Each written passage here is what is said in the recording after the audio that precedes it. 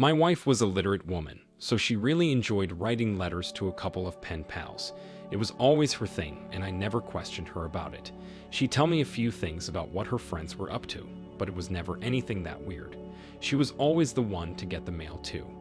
It came while I was at work, and she never failed to bring it in. I never saw the mail she received, I just assumed she would tell me if anything exciting was happening. My wife got a gym membership. I couldn't believe it, but within 5 months she lost 50 pounds.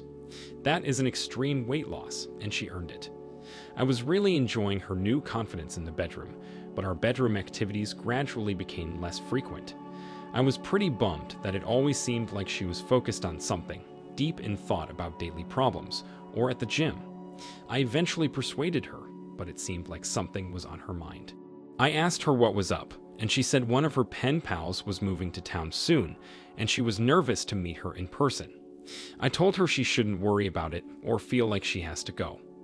I offered to go with her, and she insisted that wasn't necessary because she was too nervous to change the dynamic of their relationship and was going to keep their relationship to strictly pen pals.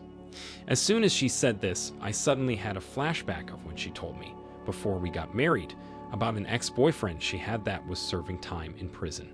They were together for several years, and his release date wasn't until that very same year. I swear I nearly had a heart attack. I grabbed my chest and went into the bathroom. My wife was asking me what was wrong, what was going through my head, and I asked her shakily if she was talking about her ex being released from prison. She hesitated to answer, but said yes, like a deflating balloon. She looked super nervous and sweaty. I asked her what else she was hiding from me. She pretended to be innocent and clueless, but I told her I knew her for 8 years, and she wasn't gonna get any lies past me. She said that he already got out, and she already saw him several times. Even worse, she could be pregnant and wasn't sure who the father was. I steadied myself from falling over and yelled breathlessly for her to get out. I couldn't even look at her. I couldn't believe she was despicable enough to do this disgusting thing she just admitted to. She pleaded with me not to leave her because she wasn't sure who the father was, and if it was my baby, we should keep our family together. I told her she was nuts for thinking that sleeping with her ex-felon boyfriend was forgivable. We had no idea who the father was, and that was horrible. I eventually got her outside, along with some clothes and crap she owned. She was sitting out there for a while, but when I checked the 5th time, she was gone. I didn't know what she was going to do, but I honestly hoped she wouldn't go to the felon. Over the next 3 months, she tried calling me, leaving me emotional voicemails, and texting to ask for money. She was staying with the felon. She wouldn't admit it was his baby until I told her I wouldn't give her money either way. Then she told me it was his. She said he drank a lot, and she felt like it was only a matter of time until he went back to prison. Well, before he got in trouble with the law again, he got in trouble with her. He slept with several other women and didn't try to be discreet about it at all. He didn't respect her at all, and it was painfully clear he didn't consider her to be anything close to a wife. She started calling me sorrowfully every week. She said she had no idea her life was going to end up like this. She admitted that she blamed herself and her stupid mistake. I told her that admitting she made a mistake, or several, was the first step to making smarter decisions. She asked me what was going to happen to her, and I wish I could have prepared her for what was to come. She was dumped and kicked out by her felon lover, 4 months pregnant. Shortly after that, he was taken back to prison while hosting a party with illegal things. She told me on a voicemail that she was taken into a women's shelter, but it was first come, first serve each night, so sometimes she failed to get there early enough and had to sleep on a park bench. If she couldn't find a new place to live, she was at risk of having her baby taken by Child Protective Services. I was nervous for her, but didn't involve myself too much with it. I knew she was no longer my responsibility, and things have a way of sorting themselves out somehow. I wish she would have been honest and appreciated the new life she created with me. Instead, it's like she wanted to have a relationship with both of us. She made several poor decisions by going behind my back and lying so many times she lost the great life we had together. Wow, OP. I am so sorry your wife betrayed you and kept in contact with her ex without telling you. Not only that, but she had so many chances to come clean or stop communicating with him. She should have gone to the gym to improve her health and spice up her marriage with you. It's a shame she didn't realize how good she had it before giving it all up. I'm not sure what he was sent to prison for, but usually it's a good idea to consider that fact before jumping into a serious relationship. Thankfully, there are a lot of ways to keep tabs on where a significant other is. It's a shame it's even necessary. A person who's ready to commit to a long-term relationship should have to prove it by dating for a long time while remaining independent. I know life throws all kinds of different situations out there, but that's why it's wise to be slow to move in with someone or get married. Thank you for sharing your story with us. I wish you all the best going forward. Now let's get into our second story for today. My wife and her friends took 6 months to plan a vacation to the Netherlands without me. I worked a lot, but I encouraged her to go with her friends. None of them had significant others, and this was her thing from the beginning. I wasn't going to tell her no because it was her decision, even though I was her partner. I never thought she put herself in a situation to cheat on me, but I was wrong. She just happened to be communicating with a man from the Netherlands for longer than it took to plan the trip. When I was expecting her home, she called me and told me that as hard as it was for her to do it, she was leaving me. Well, technically, she had already left me. She was going to stay in the Netherlands. I was shocked. Before I could ask many questions, she told me she met someone there and instantly fell in love. She no longer cared for the life she built with me.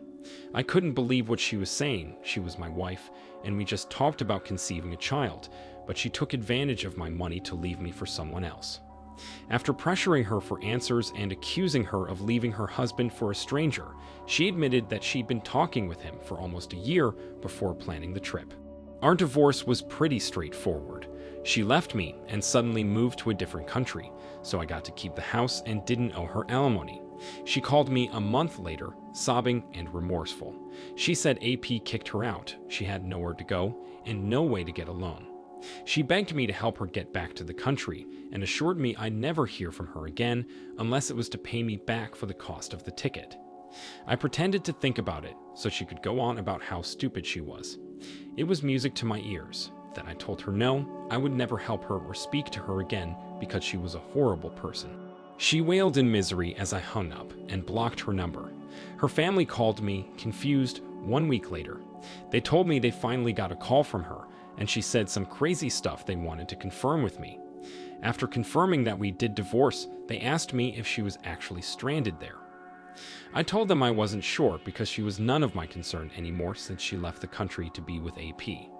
They were stunned and silent and could only ask me if I was sure. I said yes, and they apologized to me, saying they couldn't believe their own daughter was capable of this despicable behavior. They also explained that she told them she was stranded with nowhere to live because I left her there while we were on vacation, which led her into the arms of the man she was staying with, who recently kicked her out. I told them that wasn't true, but it was fine if they didn't believe me because our divorce was final. They were more willing to believe me than her. They said she asked them for a plane ticket home because she didn't have a dime to her name and no connections or approvals for a loan. I was just as disappointed in her as they were, for her poor decisions and complete disrespect for her family. She didn't even care to update them about her life or ask for advice before getting into this situation. They told me they were going to help her, but it would be the last time they ever spoke to her because they were so betrayed and hurt. They planned to disown her like she was so willing to do to them and me. I was glad to hear it, but tried to sound indifferent. It wasn't until another year passed that I actually heard from my ex-wife. She was back in the country, but completely alone.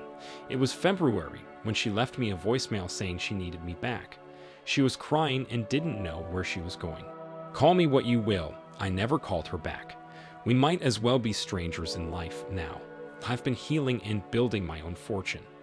I guess my life would best be compared to Principal Lewis from American Dad. I have hope for the future instead of bitterness for women. I know my experience was crazy, but if I take the time I need to find a good woman worth keeping, it's unlikely to happen again. I mostly live gratefully, without expecting anything, while accepting good things with humility. OP, I am so sorry your wife abandoned you to move in with AP. I know she conspired to leave you for him if they hit it off on the vacation. You can't just leave the life you knew while keeping it secret from everyone and then expect family to be there when you need them. Life decisions bring consequences, so make sure your decisions are as considerate of others as possible. She didn't think anything through and was a fool to think this could turn out well. Chances are, it's never a good idea to give up your family for something that might not work out. Having a secret romantic interest while in a marriage is nothing but trouble, and a respectable spouse would never put themselves in that situation. If you're comfortable in your marital home, appreciate who you have and avoid stabbing them in the back. I wish you nothing but the best going forward. Thank you all for taking the time to listen to today's stories. If you enjoyed listening, please feel free to like and subscribe if you haven't already. Also, comment below with your thoughts on what happened. Take care.